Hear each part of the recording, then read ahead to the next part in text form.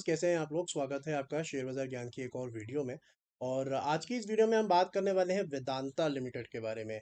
329.65 और अच्छा ट्रैक्शन देखने को मिल रहा है शेयर के अंदर।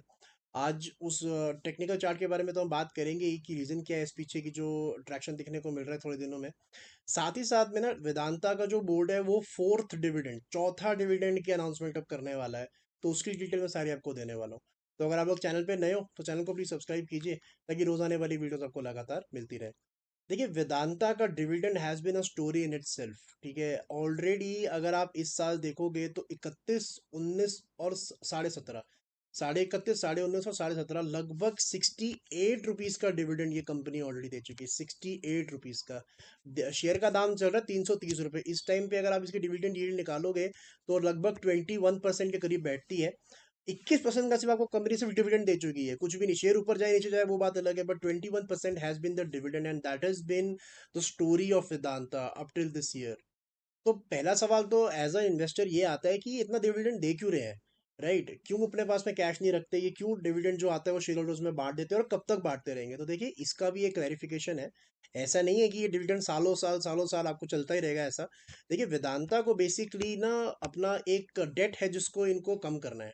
और जब तक वो डेट कम नहीं होगा तब तक ये डिविडेंड जो है पे आउट निकालते रहेंगे। और it is basically not only for the retail share holders, उसमें रिटेल शेयर होल्डर्स का फायदा हो जाता है। ठीक है। तो इडलवाइज का ये मानना है कि ये जो पूरा डिविडेंड का इनका प्रोसेस है, ये 2025 के फाइनेंशियल ईयर, ये इन्होंने लिखा है अपनी रिपोर्ट के अंदर में, high dividend pay out to continue in FY24 and FY25। मतलब अभी आपका FY23 तो खत्म होने वाला है, तो 2 साल और वेदांता आपको ऐसे अच्छे डिविडेंड्स देगा, उसके बाद में नहीं देगा। तो जो लोग वेदांता में सिर्फ डिविडेंड के लिए जा रहे हैं, ये बात ध्यान में रखो कि ये जो डिविडेंड है ये एक टाइम तक ही चलने वाला है।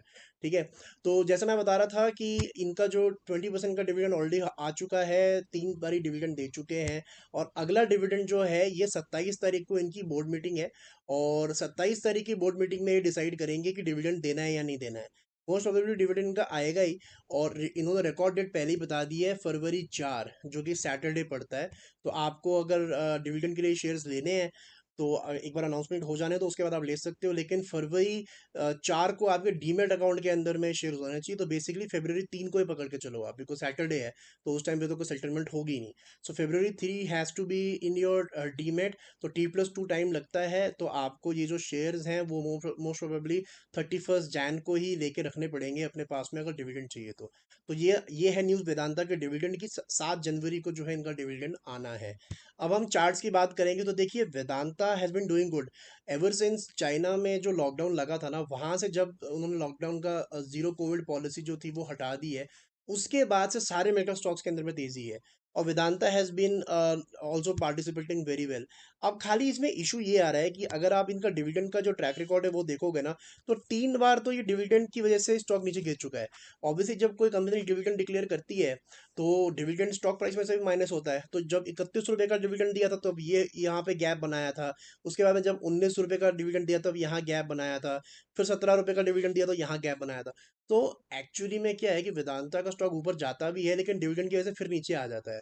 तो अगर अगर हम ये अज्यूम करें कि इस बार कोई डिविडेंड नहीं मिलता है, अगर हम ये अज्यूम करके चले 1 मिनट के लिए, तब शेयर के अंदर में क्या होगा? अगर गैप तो बन नहीं रहा है इसके अंदर में, राइट? कोई गैप डाउन तो होगा नहीं बिकॉज ऑफ डिविडेंड।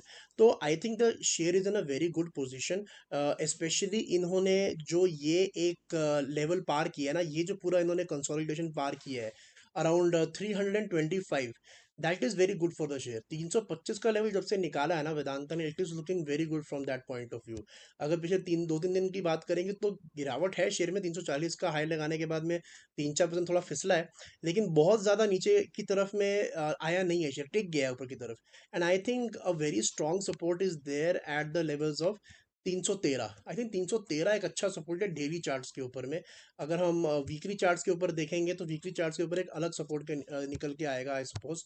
एक बार वीकली चार्ट्स भी इसके देख लेते हैं। So yes, you can see over here कि जो वीकली चार्ट पे सपोर्ट बन के आ रहा है वो है अराउंड 306 रुपये का। 306 का वीकली क्लोजिंग अगर आता है नीचे तब थोड़ी गिरावट आ सकती है, लेकिन all in all Vedanta is looking very good, because अगर आप इसका जो 20 मूविंग एवरेज है ये भी आप देखोगे तो ऊपर की तरफ शेप कर रही है। So that means the short term trend is very good. और मैंने ये बात बार बार रीआइटरेट करी है अपनी वीडियोस के अंदर में कि ये जो दोनों एवरेजेस मैं यूज़ करता हूँ, 20 एंड 200 मूविंग एवरेज, जब भी इन दोनों के बीच का गैप कंसिडरेबली कम होता है वहां से आपको एक अच्छा ट्रेंड देखने को मिलता है।